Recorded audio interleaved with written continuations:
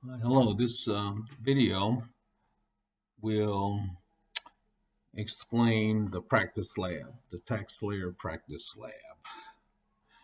So by the end of these slides, you'll know how to access the practice lab and describe the features of the practice lab.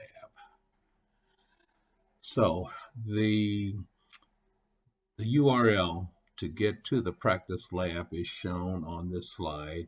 So vita.taxslayerpro.com. You would click on the practice lab link, which is the left box. While I'm on this page, I'll just explain a few of the features here. The Pro Online would be the link for you to go when you are preparing returns at the VITA site, or if you're preparing a real return. The VITA TCE blog is or some messages that are posted several times a day that will keep you updated on situations regarding problems with the software, etc. Also note that the support guide here, the Pro Online User Guide, are screenshots of how to prepare tax returns in the software. It's about 400 or 500 pages. Don't recommend you downloading it. There's also the knowledge base here where you could um, find topics. If you have a question, generally speaking, I don't access the knowledge base that much, but I do review the blog. So, um, click on the practice lab link and it will take you to this screen here. And this screen here is the uh, front door to get into the practice lab. The password, it's all uppercase, it's Train Pro Web. So once you log in, you'll be once you log in, will create your account for the first time. Fairly self-explanatory. Um, and once the password is created, you'll this is a screen that you use to create your account. I will alert you that the program type would be just make a selection, but typically it would be VITA. Site identification number. You can leave that field blank, so no entry is required. So the only required entry is your email address, your username, and your password. Also, indicate have a security answer for to the question in case you forget the password.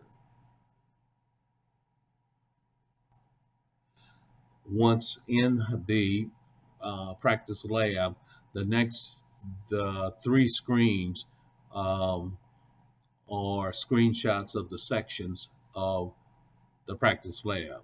The top portion is the home page for the practice lab where you would go to the practice area.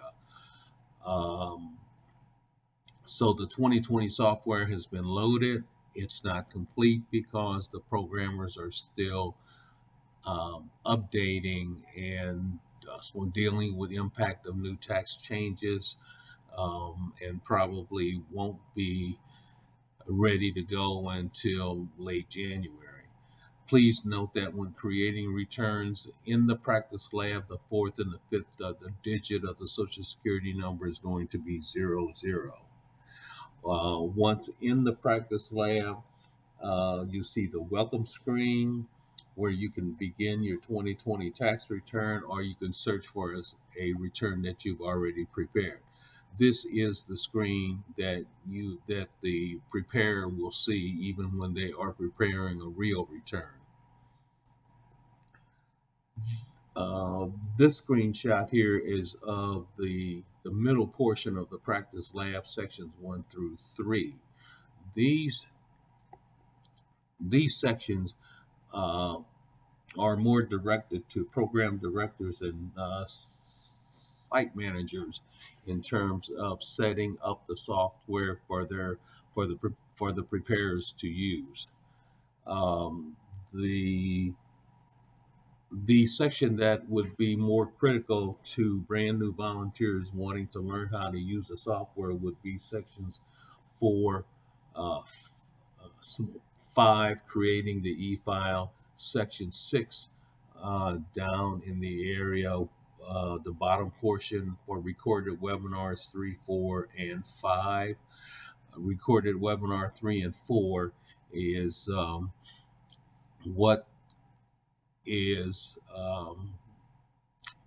what TaxSlayer did to show you how to prepare a return. Um, Webinar number 5 indicates what the software enhancements are.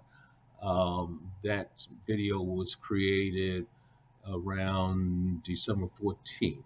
So there may be some changes to that.